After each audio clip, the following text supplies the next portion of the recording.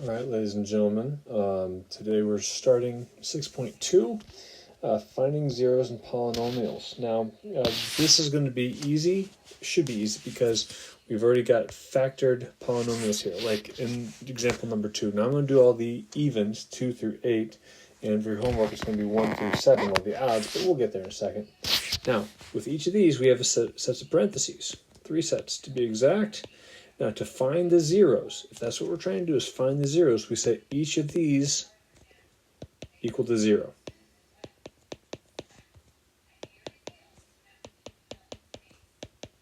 Okay? So you're going to show all this work, and you're going to solve each equation. So you get add 3, x equals 3, subtract 1, and divide by 3. Okay, and then subtract 1. Okay, so we have 3 zeros here. All right, so that's all we're doing on this section. That's all. Should be easy homework tonight, but we'll see. Now, one thing you should remember, and I should note, is that x minus 3 gave us x equals 3. X plus 1 gave us x equals negative 1. If you find the pattern there, you are free to use that pattern. Okay. Now, next up, we have 1, 2, 3 things we can set equal to 0. So x equals 0. Can't forget about that one. 5x minus 2 equals 0, and then x squared plus 1 equals 0. Now this one we're going to get into some fishy territory because some of you might have forgotten some stuff, but we'll be all right. Now this is one of our zeros, literally and figuratively speaking, okay? If you ever have x by itself being multiplied, that means x equals 0 is a 0 of the polynomial. Then here we're going to add 2 to both sides. 5x equals 2, divide by 5, I get x is equal to 2/5. That's my second 0 right there. Then I'm going to subtract 1 from both sides. I get x squared equals negative 1.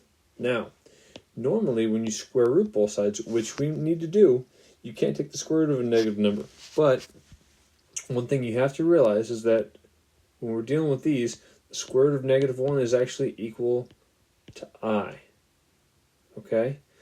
And if we have I squared, that's actually equal to negative 1. So just letting everybody know that may not have gotten to complex numbers before, this is important. All right, now, so I want to put x is equal to, well, the square root of negative 1 is I. The only problem is I have to put plus or minus, because whenever you square root both sides, like if I had x squared is equal to 4, and square root both sides, I would get 2 solutions. X is equal to plus or minus 2. So that's not a 0 here, but here are our zeros. I have 1, 2, 3, 4, because one's positive and one's negative I. Now, real number solutions, I only have 2 real solutions. These are both called imaginary. Okay?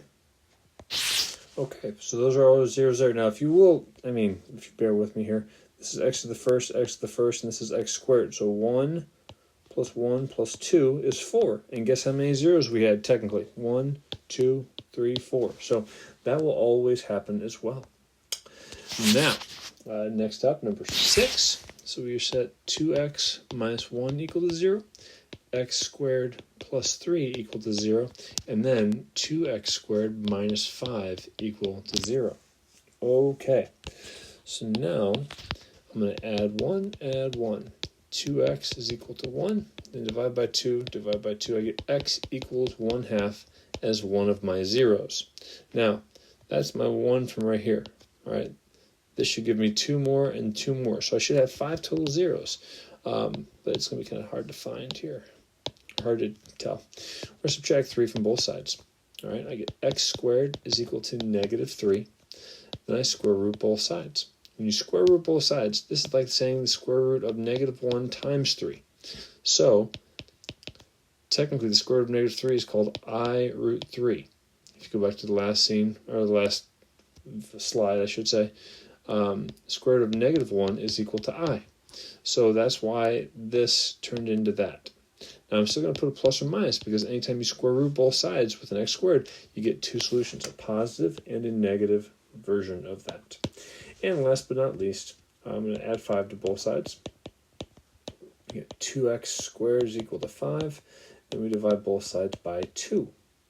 So x squared is equal to 5 halves. Now, when you square root both sides here, this is positive, so we don't have to deal with an I here. However, this is the exact same as square root 5 over the square root of 2, which we cannot have. So x is going to equal, I'm going to go ahead and put a plus or minus there, and I'm going to take this right here, and I'm going to rationalize it, meaning I have to multiply by root 2 over root 2. That means I get square root of 10 over 2 times 2 is 4, so it would be square root of 4, which would be 2. So plus or minus root 10 over 2. That's 2 more zeros right there. And I'm hopefully touching on some things that you got or you understood from last semester. If not, make sure you ask me some questions. I'd love to assist you with that. So you got 1, 2, 3, 4, 5 zeros. All right. Last but not least, I have this beast of a problem here. We're going to start by setting 2x plus 5 equal to 0. And I'm also going to set x squared minus 2x minus 5 equal to 0. Okay, now the first one's easy. So subtract 5 from both sides. We get 2x equals negative 5. Then we divide both sides by 2. We get x is equal to negative 5 halves. That's that. Now, over here, if you try and factor it, you're not going to end up with a whole bunch. Primarily because it can't be factored. If you think X method, there are no two numbers that multiply to a negative 5 and add to a negative 2. It just doesn't happen. So, this is what we have to do. We have to use something called the quadratic formula. So it's the opposite of b plus or minus the square root of b squared minus 4ac all over 2a. So a is 1, because that's the 1 right there. B is negative 2, because that's right here. And then c is negative 5. And so I'm going to plug those in. If you haven't seen that in a while, welcome back to it. So 2 plus or minus, because this, by the way, came from the opposite of negative 2, right there. And then I would have negative 2 squared minus 4 times 1 times negative 5. This is all over 2 times 1.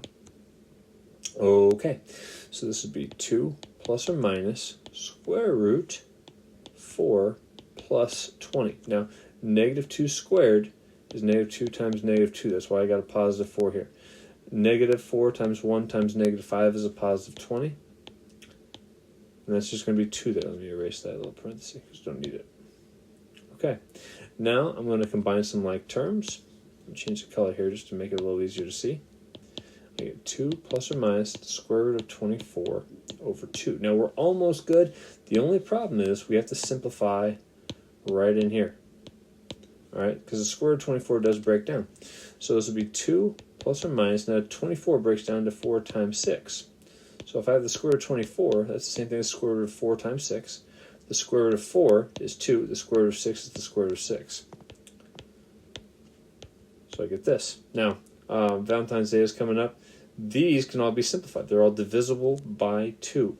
So then when you do that, we end up with something that looks like this to start with. So it would be 1 root 6 over 1. But we don't have to put over the 1 there. So we're just going to put our answers 1 plus or minus root 6. And so we have 1 0 there and 2 more right there. Now these are irrational and these are rational, but that's that. So now your job is to complete 1 through 7 odds that we did not do. Good luck. Do the best you can.